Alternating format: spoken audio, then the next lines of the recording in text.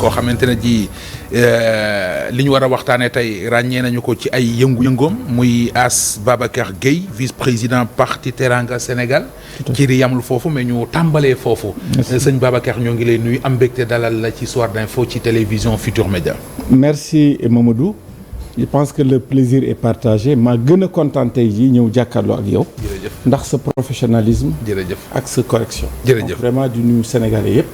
di ñaan yàlla li nga fiy wax nekk luy jëriñ Sénégal. jërëjëf ni ma ko waxee yaay vice-président bu parti Teranga Sénégal muy PTS yaa ngi bokk également ci conférence des leaders bu coalition Diomaye président bokkit ci commission communication bu boobile coalition mais lu ko jiitu it am na yeneen cër yoo xam ne ràññee nañ la ci réew mi nag notamment ci parti réew mi ak yeneen donc macha allah daañu soxla sa xam-xam ci li ñuy waxtaanee tey waxtaan wi li ci ëpp mi ngi jëm ci coow li ñu dégg fan yi muy ay député yoo xamante ne ji mënees na cee lim sax ci information yi ñu am Ayib Daffé bu parti Pastef Say Cissé Fatou Ba Saliou Ndione ak Ismaïla Abdoul Wane porté benn projet de loi boo xamante ne ji yéene ji mooy ñu indi ay modification ci article L29 ak L30 ngir mën a may président parti Pastef Ousmane Sonko mu mën a bokk ci élection présidentielle yi 2029 yi mais sama classe gi dañuy dégg L29 L30 xamuñu la ca nekk ba tax tey suñ ko modifié nit duñ xam lu ñu modifié ñu bëggoon ci sa xam-xam macha allah nga expliquer ñu ñaari article yooyu lu ci nekk laata ñu ñëw ci lu tax gaa ñu bëgg ko modifié jërëjëf Mamadou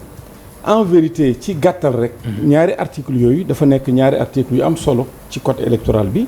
yu encadrer la déchéance électorale ci gàttal rek pour que Sénégal yi xam loolu maanaam ci ñaari article yooyu ci la ñuy xool ñan ñoo war a mën a bokk ci ay élections ak ñan lañ ci mën a dindi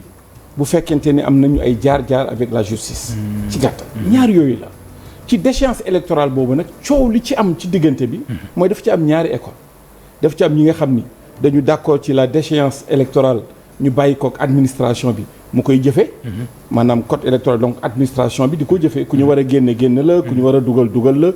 di sukkandiku nag quand même ci li nekk ci ñaari article yooyu mais am ñu wax ni surtout waa Pastef li ñu bëgg a indi ni la déchéance électorale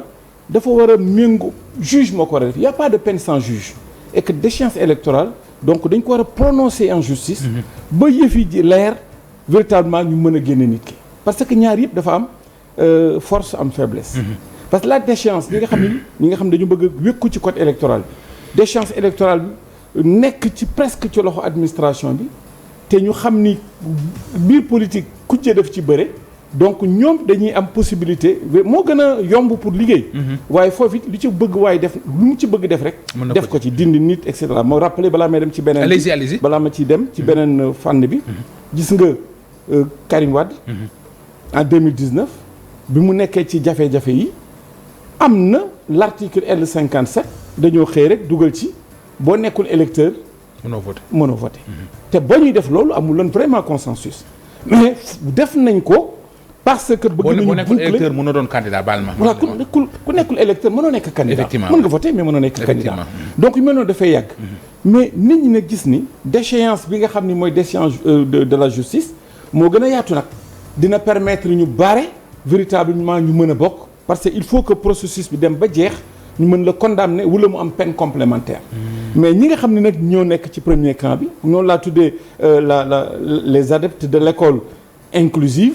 ñii ñoom ñooy les candidats les adeptes de l'école exclusive pour dire que élection présidentielle daal élection bu am solo la suñu ay dañ ko war a tànn ba ku ciy dugg ñu néew ñu bëri dañoo war a ñi nga xam ne dañuy set wicc ci lépp tu ñu laal ci dara ñeneen ñi wax ni attention c'est le peuple moom mooy fal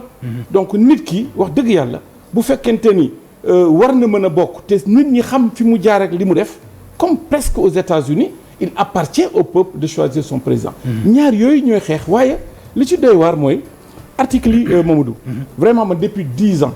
yu mujj yi maa ngi bokk lépp luy concertation nekk ci dialogue politique effectivement article yi chaque fois dañuy ñëw nag chaque fois day delluwaat mën a nekk consensus c'est ça la réalité non bu dernier dialogue président Macky Sall rek la ñu revoir l'article 22 parce que boobu on n'avait pas souscrit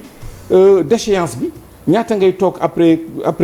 boo purgé ba pare pour mën a dellu si. et là je félicite ñoom Déthié Faye c'est-à-dire c'était le pôle des non alignés. ñoo defoon proposition ci loolu. mais ay articles yi nga xam ni depuis Sénéry ba léegi yàgg nañu fi encore c'est des articles qui sont là depuis le corpus du code de 72. dellu soit ci 92 bu consensuel bu Kéba bi di continuer donc du lu bees te nit ñi xam nañu ni consensus mënu ci am ndax yu mel noonu daf ci bëri ci code bi. ma jox la beneen balaa may exploiter sujet bi. lu mel ni le statut du chef de l'opposition. toujours ñu jël ko teg ko ci kaw table bi woy nañ ko waxtaanee mais bi fi nit ñi demit dañuy xam ne du ñu am consensus. parce que jamono ju ne ki nga xam ni moo ko war a yor ñu xam ko ñeneen ñi dañ koy bloqué. man bi may mujj en 2019 nga xam ne temps yooyu je salue au passage mon ami Idrissa nga xam ne moo ko war a nekk moo jëloon deuxième. bi ñu demee ci dialogue yi ba mu war koo nekk gars yi dañuy woy nañ ko d'accord mais nañ ko bëttal ba defaat beneen élection donc yu mel noonu du jàll. donc je pense que loolu sax moo gën a poussé que la majorité de Pastef essayer xam ni wax dëgg yàlla ñu ngi naan oui ça doit être consensuel nañ ko yóbbu mais peut-être que li ma xalaat ça c'est le pratiquant électoral qui parle. xam nañu par expérience que ce n'est pas le consensus bu ñu ko dugalaatee tamit foofu lay mujjee parce que pas plus que bële passé rek bi le nouveau gouvernement def dialogue bu mujj bi. du 28 au 4 juin boobu. ci 27 recommandations yi ci revue électorale bi ñaari points yi dafa ci ñëwaatoon encore mais bu ñuy xamee ni bu ñuy xaar loolu aussi xam nañu conclusion bi peut-être que am nañu légitimité tamit. parce que ñoo ko daan wax ñëpp a koy wax une majorité est faite pour gouverner. am nañu droit ak sañ-sañ def li ji def waaye ni ñu ko defee mooy xaw a problème parce que en vérité xam nga pour que une réforme électorale mën a am solo dafa am ñetti ponk yi nga xam ne dafa ci baax war a daje. mooy. démocratiquement dafa war a consensuel mais xam nañu peut-être consensus mënul am moo tax ñu jéggi ko juridiquement dafa war a dëgër maanaam exposé de motif bi dafa war a dëgër këj mais bii c'est pas le cas aussi c'est ça la réalité parce que am na ci benn article bi nga xam ni bu ñuy wax ni ñaari article yu ñuy wax ci exposé de motif bi nga xam dañuy war a am na article bu ñu war a éliminer dañuy wax rek ni boobu dañ ko dindi ci code électoral bi te waxuñu lu tax def naa L31 je ne sais pas dañ wax nañ ko génne mais waxuñu lu xam beneen bi aussi mooy rétroactivité bi ñu dugal ci biir bien que nag peine pénale mën na am la loi douce mën nañ ko yi ñuy indi comme moo gën a oyof yeneen yële peut-être que moom dugal nañ ko ci mais daal boo ko xoolee ba xool ko am na aspect consensus bi respecté wuñ ko xam nañ lu tax juridiquement bi aussi dëgërul waaye politiquement aussi dafa war a neutre une réforme te bii dafa war a neutre te bii neutrul dafa mel ni wax dëgg yàlla comme yeneen ñi rek dañ ko bëgg wate boor parce que dañuy wax ne loi dafa war a doon de portée générale mais ku ne xam na ne lii ñoom ñu koy tëgg déjà am na ko tax ñu koy tëgg. tout à fait léegi tey ragaluñu tey par exemple bu jàlloon tey. keneen ku fi ñëwaat gis ne lii arrangé wu lii ñu soppiwaat ko. mais loolooy dëgg mais wax naa la léegi tamit yàgg dafay am nag gémmiñ bu waxul dëgg rek wax fen chaque jour am na fi wax naa léegi article L57. bañ koy def Karim dong nga def génn nañ ko ci liste yi fexe na ba am carte ñu dugal si L57. waaw ñu ko amul bëri na fi. mais gis nga est-ce que dina jàll aussi. parce que ñoom. bu fekkente ni def nañ ko ba pare wax dëgg yàlla mais les députés de l'opposition déjà est-ce que le président de la République dina ko promulguer duñu kooku mbiru boppam la c'est le gardien de la Constitution mais même bu ko promulguer wala defu ko Assemblée nationale promulguer ko mais li ci am solo mooy député opposition yi mën nañ ko attaquer mais li ci gën a am solo te mu dalal ñu mooy doguma la tey bu ko président bañee promulguer Assemblée mën na ko promulguer waaw bu ñu toogee ab diir Assemblée mën na ko def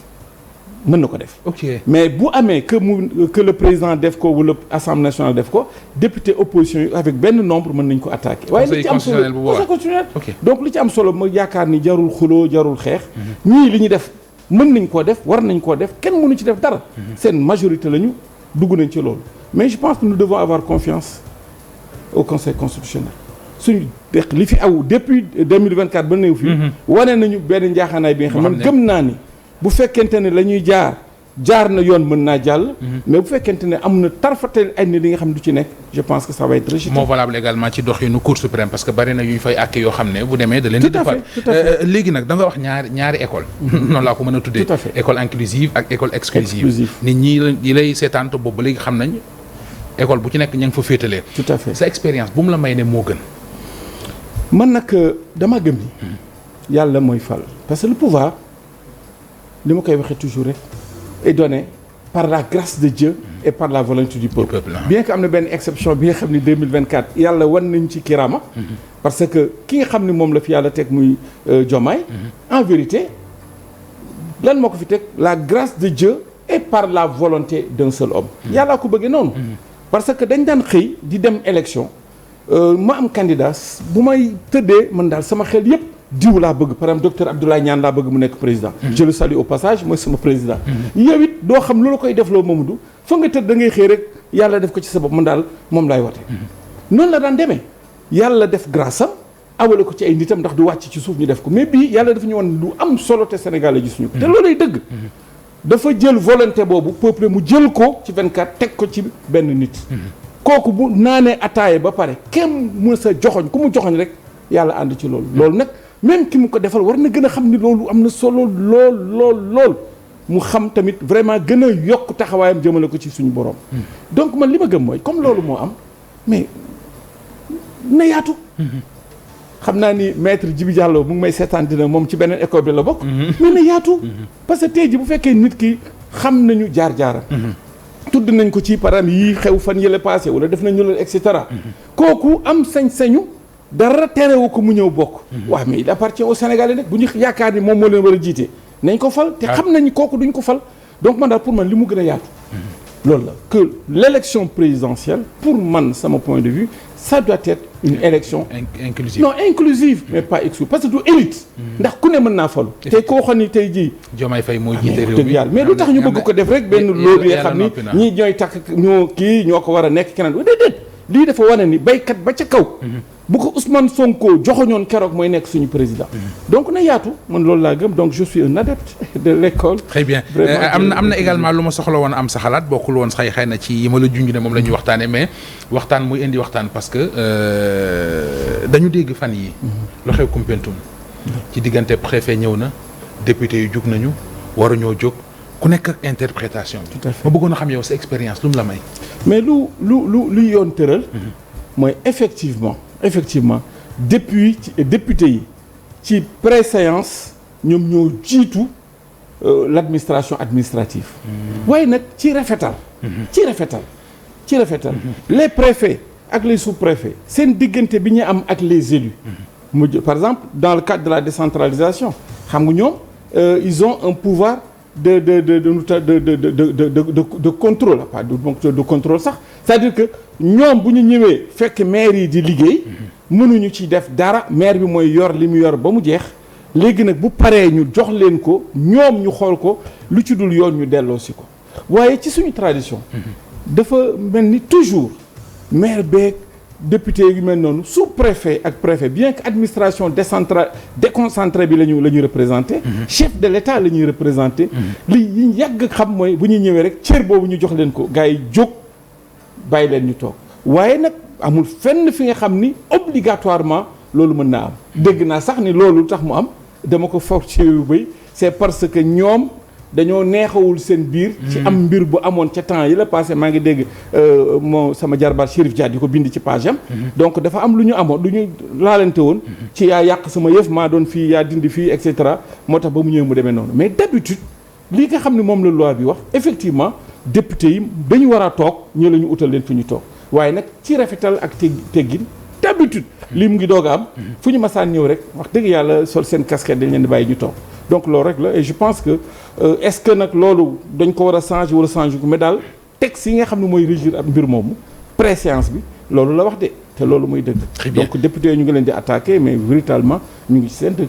maa ngi lay présenté sànq ne yaa ngi bokk ci commission communication bu coalition. Diomaye président muy coalition boo xamante ne ji ña ca nekk. seen yéene si en fait seen yëngu bokk na ci vulgariser liggéeyu chef de l'État muy Bassirou Diomaye Faye fan yi ñu gis benn tinki tànk boo xam ne taxawal nañu ko dajale ci boroomi xam-xam pour ñu ne dañuy xotti ay yoon ay xel toog li ni mel mais jàpp nga ne Sénégal ak yu politique bi toll structure yu mel noonu mën na fi dara bon écoutez mën na ci dara mais dafa tolloog ku ñu yónni te yàkkamti la tamit fokk nga wut ay raccourci yooyu am na solo. parce que maa ngi nuyu au passage madame la superviseure. madame Aminata Touré. di ko jaarale sama nuyu ci moom mu dem ci président Diomaye Faye. mu ngi def liggéey bu am solo par rapport à ça. parce que boo gisee li composé véritablement la coalition Diomaye Président fan yëpp ñu gis nag le professeur le docteur ou professeur Abdoulaye Tine ñoom suma rakk Abdourahmane ñu ñëw mais gis nga boo xamoon li nekk ci biir foofu ci ay kàngam ci ay domaines yi nga xam ni dafa wuute te ñëpp defe naa ne li ñun PTS li tax ñu ñëw fa ñoo tax ñu ñëw fa ñëwuñu pour jéem a tàqale Sonko ak Diomaye dañu ñëw pour jàpp ci liggéey bi par rapport ak ni ko président Diomaye waxee depuis le 7 mars ca King Fahd ni man waa Pastef la je me réclame de Pastef ba pare damay yaatal aussi sama coalition donc teg ñaari tànk kuy def loolu donc waxul ñii nañu opposé wu ñii waxuñu ñii parce que dafa ci teg sax ni je voudrais que la majorité présidentielle n'est-ce pas liggéey ensemble parce que on a un seul adversaire c'est l'opposition donc loolu moo am ci loolu mais liggéey bi mën nañ ko gën a ñoŋal pour mu gën a baax parce que loolu parce que liggéey tamit le bien le mieux est l'ennemi du bien think tank boobu ngay wax nga xam ni wax dëgg yàlla ñu ngi xel di ci xal bañ koy taxawal bari na ay kàngam yu nekk ci biir yi nga xam ne ci domaine ya ñu nekk mënoon nañ cee indi dara te peut-être que ni ñu leen war a utiliser bokk ci ce n'est pas parce que ma ànd ak Abdoulaye Niane mais quelqu'un ki nga xam ni ñoom xamante nañu c'est un li mu mujj nekk rek c'est un inspecteur des domaines comme ñoom mais démissionné après 15 ans de service dem jàngiwaat nekk professeur en droit fiscal n'est-ce pas fan yi passé l'ordre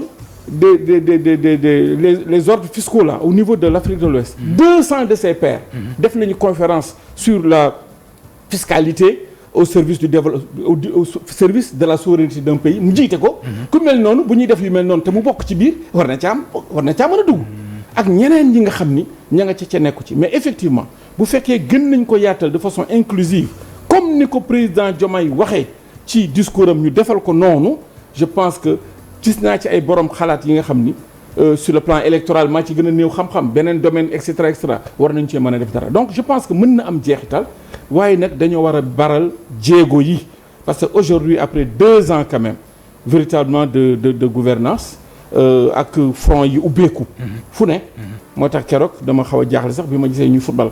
waaw man wax dëgg yàlla man loolu dafa xaw a doy waar donc la priorité est ailleurs avec les choses là donc oui la réflexion est toujours importante mais dafa war a nekk réflexion action nga xam ne amul xaar li ñuy mën a digal président pour mu nekk ci pour résoudre les problèmes ñu nekk ci oui am na njëriñ waaye effectivement il faut que ñu baral jéego yi ba pare gën a inclusif nag def li président Diomaye wax lire discours am ci fànn yépp ñu fekk ko ci loolu parce que nit ka tamit boo koy topp di ko jàppale da nga koy jàppale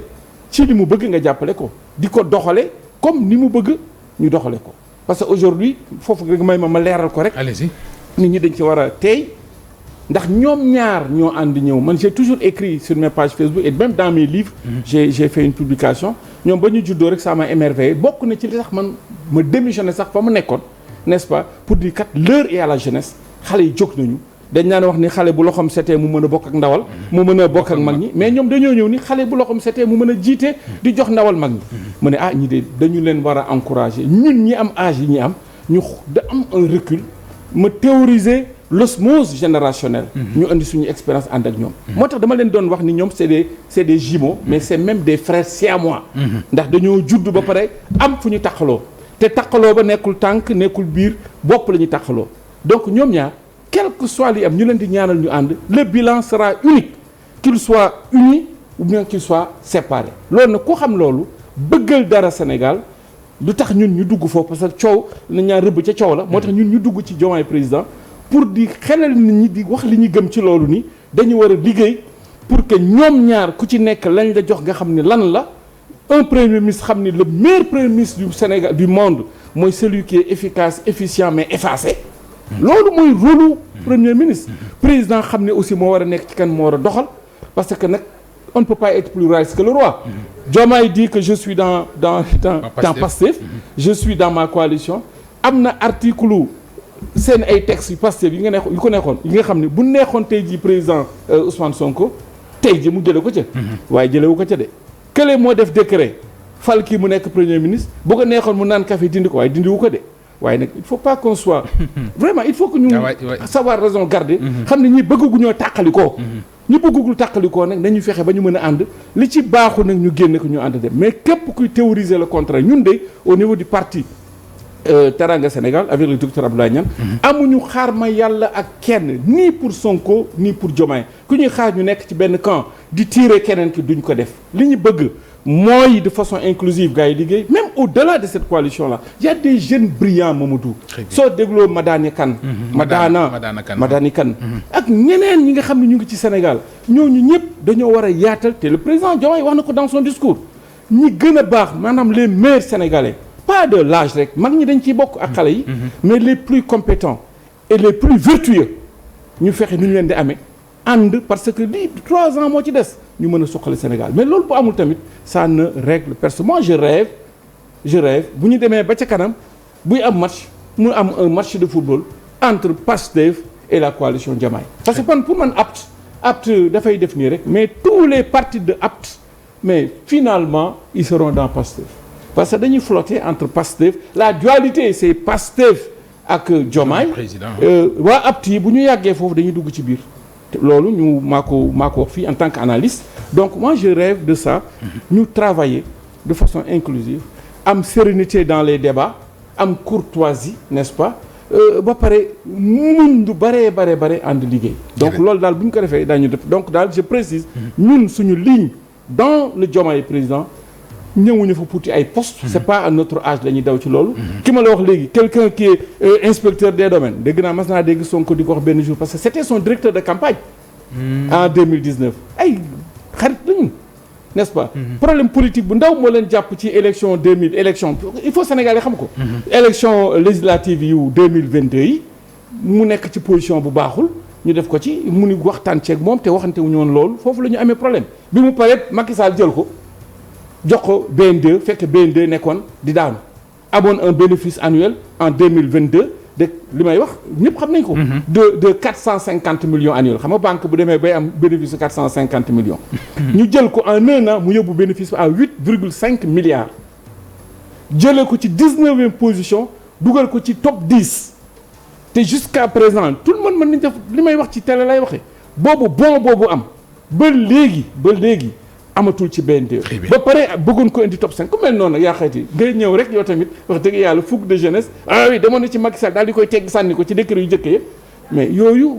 mën na ñàkk waxuma sax pour moom mais ñu mel ni moom ak ñeneen ñi nañ leen wër te ba mu fa génnee ba léegi kenn tak laalu loxoom ci banque ba takkal ko ci dara donc je considère ñu mel ni moom bari nañu